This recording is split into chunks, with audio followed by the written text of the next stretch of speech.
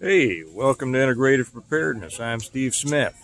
Thought I'd take a minute and shoot a short video here about organizational bug out.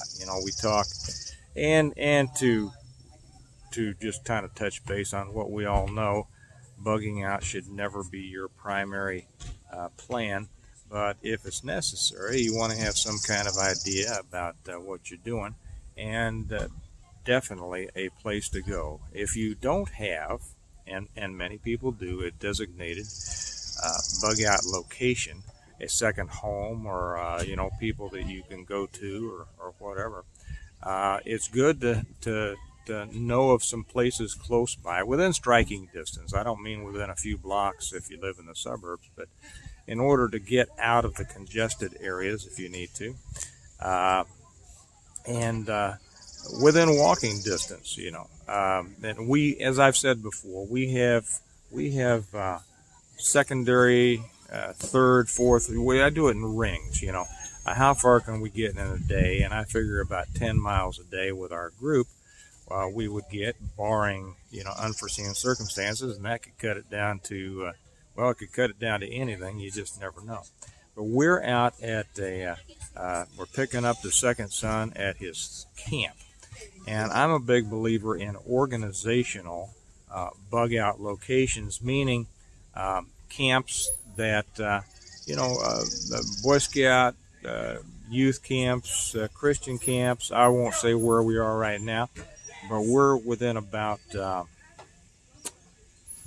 20 miles of our home. And it'd take us a couple of days to hoof it out here if we had to. But if everything's working, it just takes a few minutes. It's a beautiful place. It is. If you're in a place like this, you're pretty assured that if you need to come out here for any reason, you're going to be meeting up with other people who have already been in, at least the larger group that you belong to that enabled you to come to the location, right? This is a Christian camp. We also have scouting camps and things like that, and it's a beautiful layout. As you can see, they have permanent structure cabins. Each cabin has 4 or 5 rooms in it. I'm not sure. This one had, the one where our second son stayed at had 4. I think they're all pretty much the same. They have 4 bunks per room. They have downstairs showers and bathrooms and everything like that. Now, who knows, if those would be operational. Depends on what kind of situation you're scooting from. But it is just beautiful. I don't know how many cabins they have. I would guess 20, something like that, maybe more. I don't know. Right behind us is a nice size small lake. I should have gone out there where you all could see it, but it's a nice sized lake, good water source. There's a good sized stream down the hill there, and places like these are the ones that we put on our list.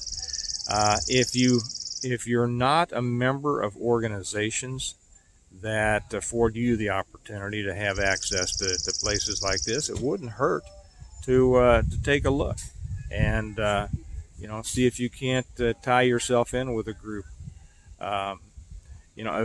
Whenever you come together with a group of people, of course, you're going to be dealing with group dynamics. A place like this, the people who work here, or kind of the senior people here, are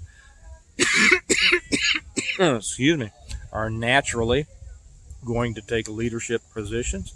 Hopefully, they will understand if somebody comes along that can add a little bit more to a certain aspect of the operations than they can. But the folks out here are just excellent people, and if everything went down, if the big mushroom cloud appeared over downtown Kansas City, this is probably.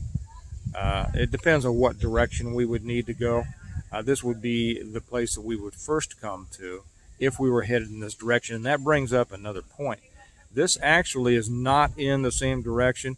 I've shot a couple from what I've told you all were our first bug out locations en route to our final one. They were kind of our primaries, and en route to our final destinations. And we, like I said, we put them out in kind of circles of about 10 miles.